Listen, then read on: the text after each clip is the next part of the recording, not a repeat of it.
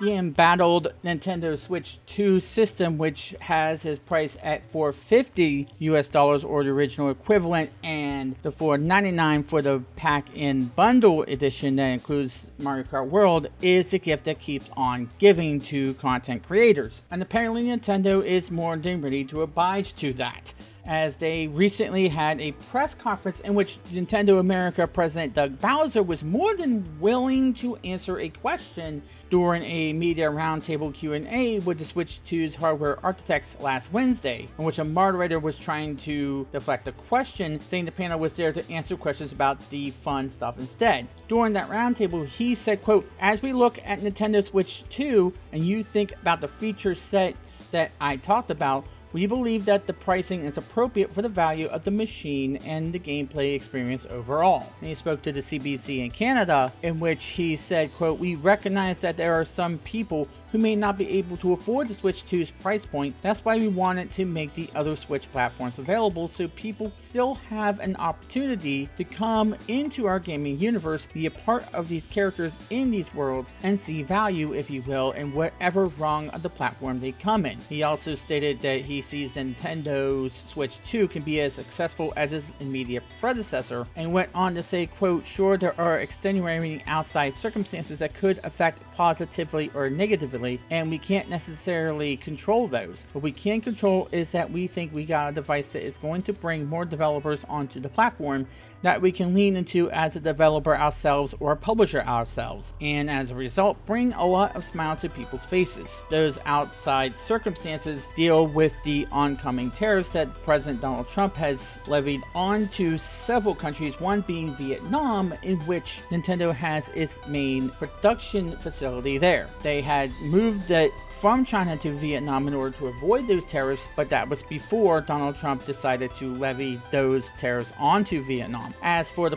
prices of the games themselves, Doug Bowser talked to Washington Post, and he said to them, quote, "What you see right there is variable pricing. We'll look at each game, really look at development that's gone into the game, the breadth and depth of the gameplay, if you will, the durability over time, and the repeatability of gameplay experiences. Those are all factors, and there's many more that go into consideration of what is the right price point for the game. So I think you can anticipate that there will be variable pricing, and we haven't set a benchmark." Gene Park, who was the writer of that particular Washington Post article, then asked Bowser if Nintendo breaking the seal on higher game prices is part of his role as an industry leader, and Bowser responded saying, "I think it's less about representing the industry.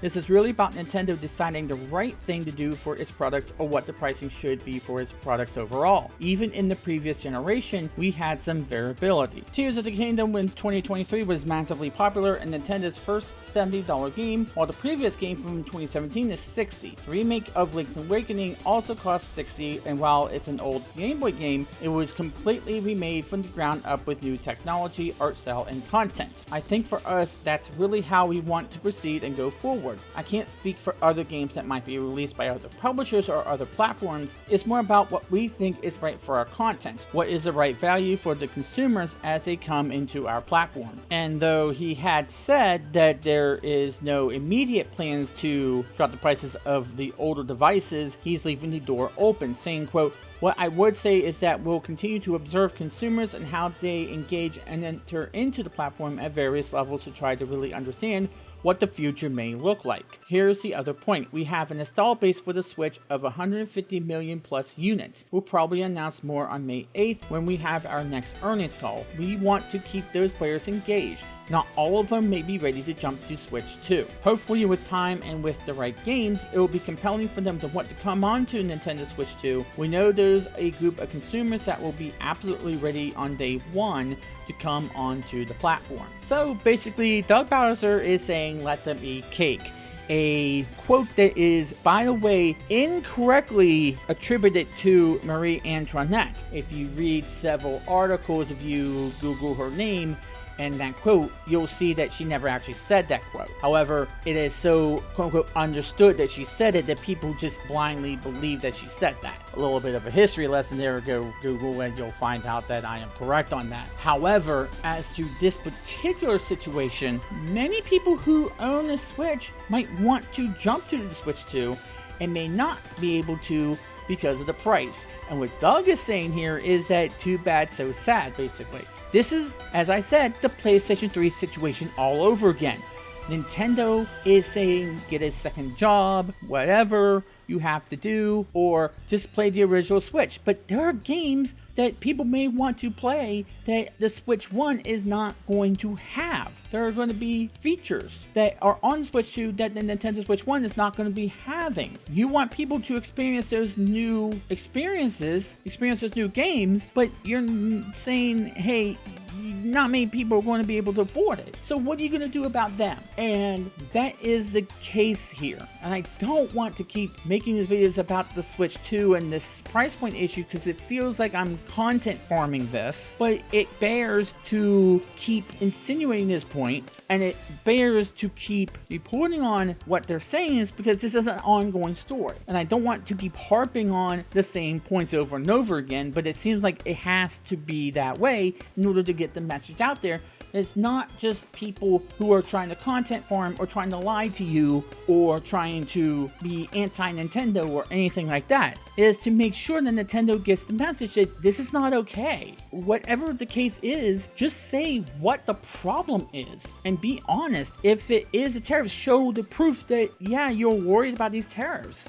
And I get it that maybe Trump levied those tariffs in Vietnam because he thought Nintendo was trying to get away with not having to pay those tariffs. But if there's other parts to the Nintendo Switch 2 that are coming from other countries that do have tariffs levied on them, then maybe we should say something about that. Now, they're saying that it's not the case, and there are people on YouTube saying that it's not the case at all, and they're trying to say that we're intentionally misinforming people, which is not the case at all. No reasonably thinking YouTuber is going to go out there and intentionally misinform you in order to get clicks. Several people are making videos about this, I do agree, and there are some people who might not have every single fact that's out there, but again, this is also a fast-moving story. By the time you watch this video, there'll probably be something else that comes out that people are already reporting on. That's just the nature of this. And it seems like this is not going away. Nintendo cannot make this go away.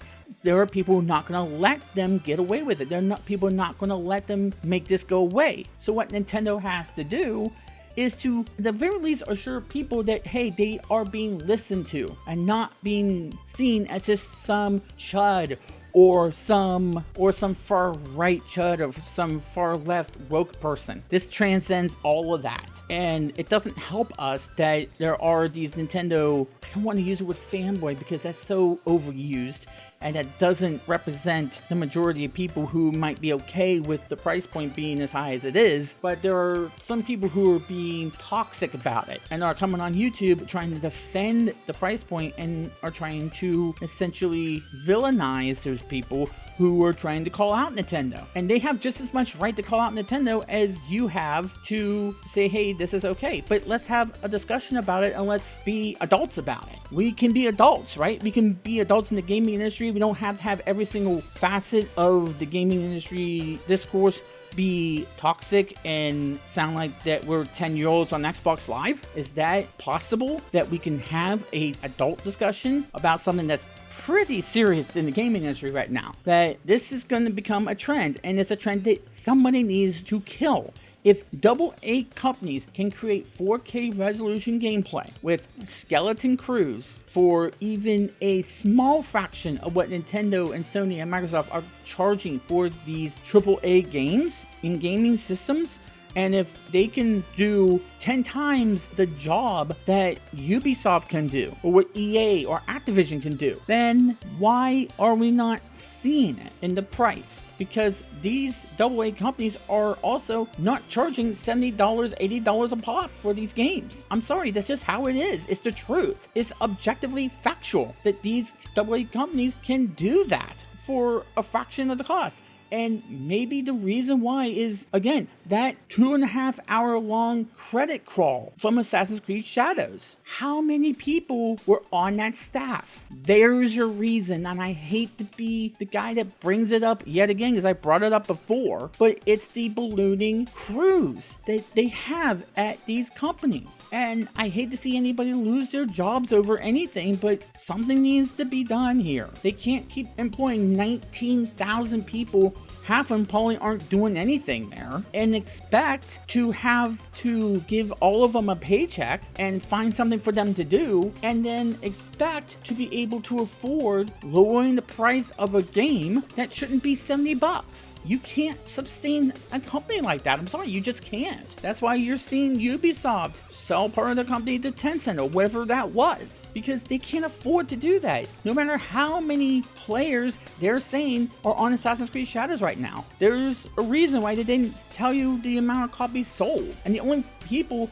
that are taking that at face value are those people that are, I hate to use the word, fanboying over Assassin's Creed Shadows and are calling anybody who dares to disagree with them a chud. I'm sorry, but the majority of people who are criticizing Assassin's Creed Shadows are those people who are like-minded, who are progressive, that love that we're getting more diverse casts in video games, but are nuanced about it and want to see it organically. Has nothing to do with there being a black person in Assassin's Creed Shadows as a main character. Has nothing to do with that. Has nothing to do with anything political. This is a bipartisan issue here. But yeah, Doug went in and he said all this stuff, and they're still trying to justify this. And the only people that this helps are the people who are going to go on YouTube and just villainize anybody who is daring to criticize even a letter of any of this, about how clear Nintendo is with their messaging, what they're saying about the price points, what Doug Bowser is just saying right now. They're feeling the heat, and I can tell you that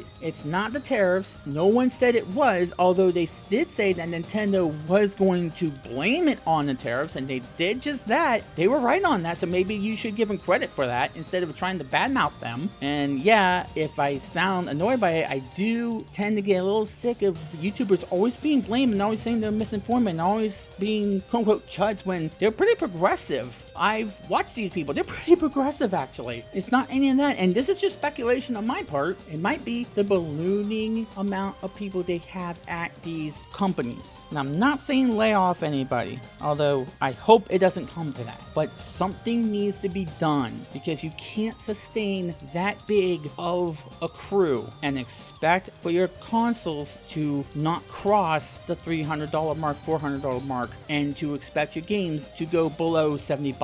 Because if a AA or single A company or indie company can do it, Nintendo can.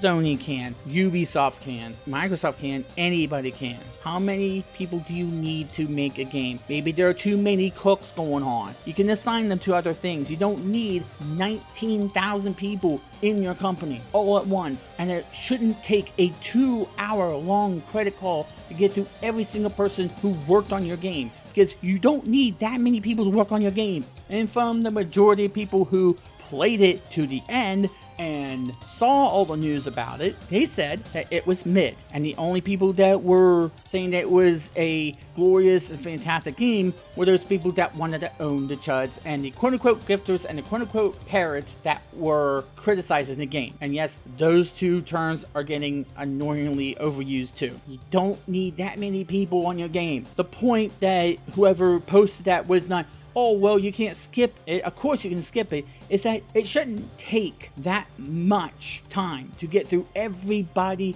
that worked on your game, because you don't need that many people work on your game. If that's the case, then stuff like what happens with Nintendo and this Switch 2 debacle is going to keep happening. I'm not saying it's completely that. I'm not saying that I'm correct on that.